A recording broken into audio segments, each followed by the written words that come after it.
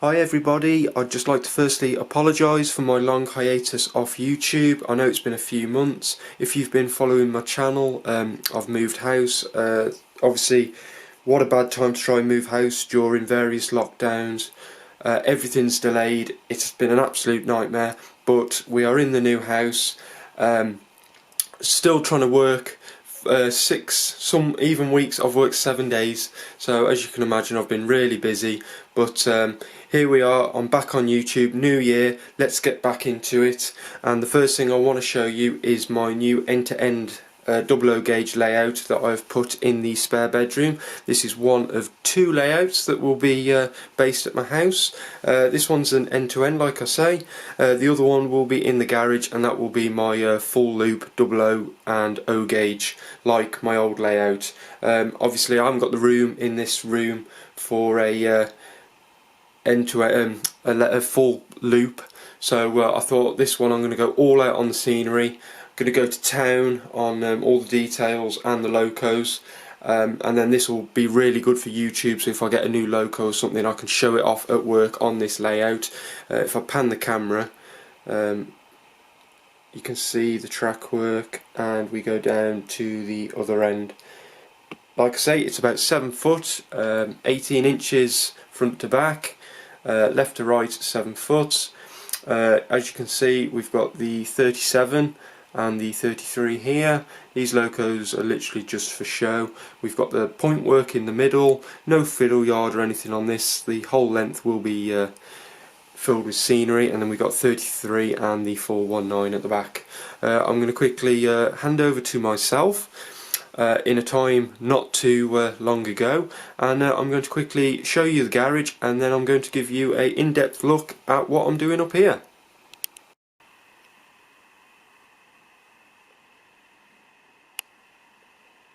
Okay, so I'm outside in the garage. This is my second location. This is going to be the home of the main layouts, both double O and O gauge. It's going to be a 2-tier baseboard, and it's going to be the full loop. It'll be about 10 foot by about 8 foot wide, might be about 12 by 8 if I'm lucky.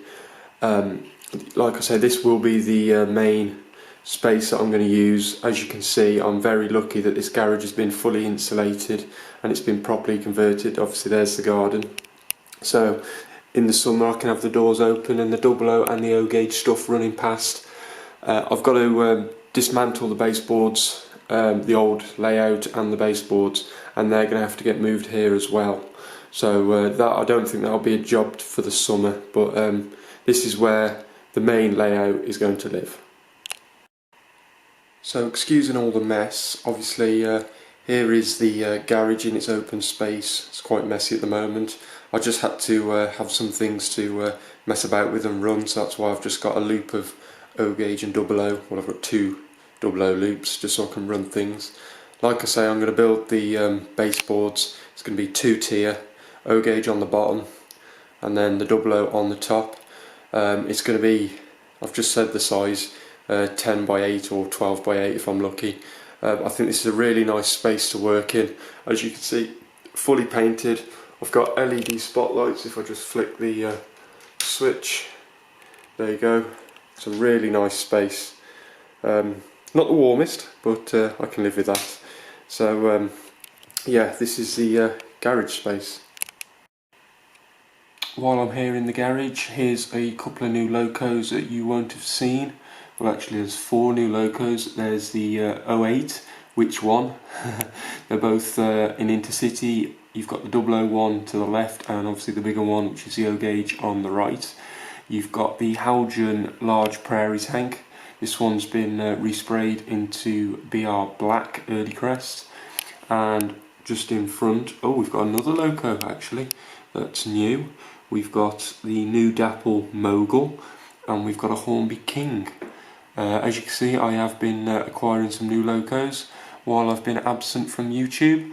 Hopefully these will all make their way to YouTube at some point, whether it's a running video here in the garage, or even if they make their way into the house and they go on the end-to-end layout. As you can see, I had to buy the O gauge and the 00 08 in Intercity They both look absolutely stunning. As you can see, the cab light is on the 001. If I put some juice on, the cab light would also come on in the O gauge. So here's some new additions to my fleet. Here's another new Loco I got over Christmas. It's a O gauge halogen class 33, number 33012 in BR blue weathered condition. As you can see, nice and grubby. It looks absolutely beautiful. I will do a full review and a bit of a running session here in the garage with it, hopefully in the coming weeks if you'd like to see that. But I had to treat myself to one of these over Christmas. Absolutely gorgeous Loco, as I'm sure you'll agree. And here she is, 33012.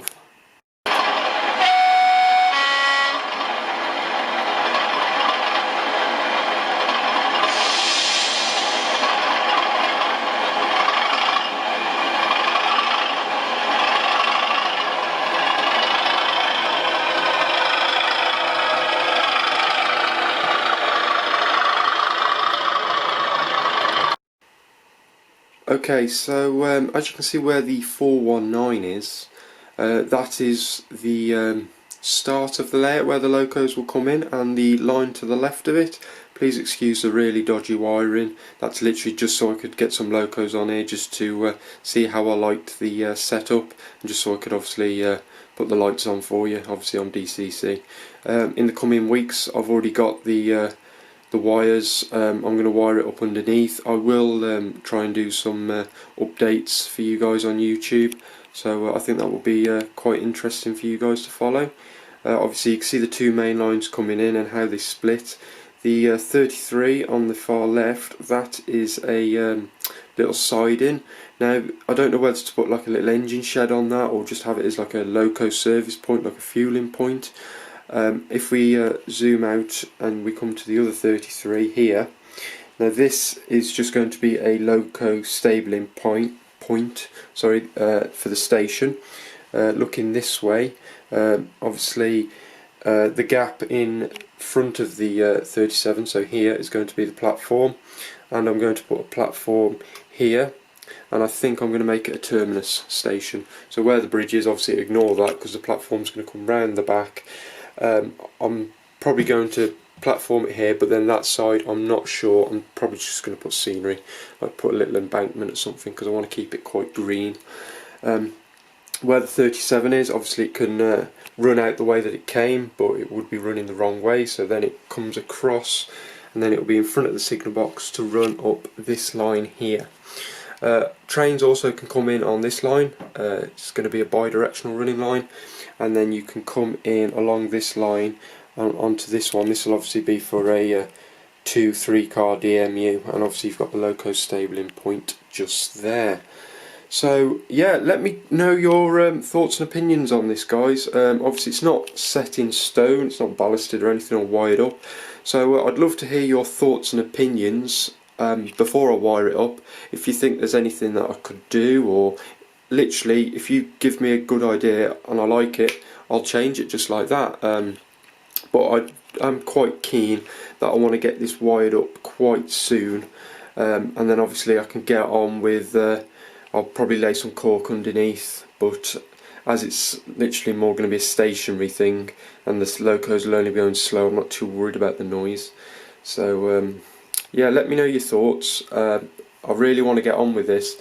Like I said earlier, the garage, that I don't think is going to be started until the summer, so wouldn't it be nice if I had this, it wouldn't be done, but if I had it into a good state, so especially for YouTube, if I could have it, and then I could sort of leave this and then just like do bits and bobs while I'm doing the main work. And obviously I can run the main Locos downstairs, they can get the full run out with proper 6-coach trains.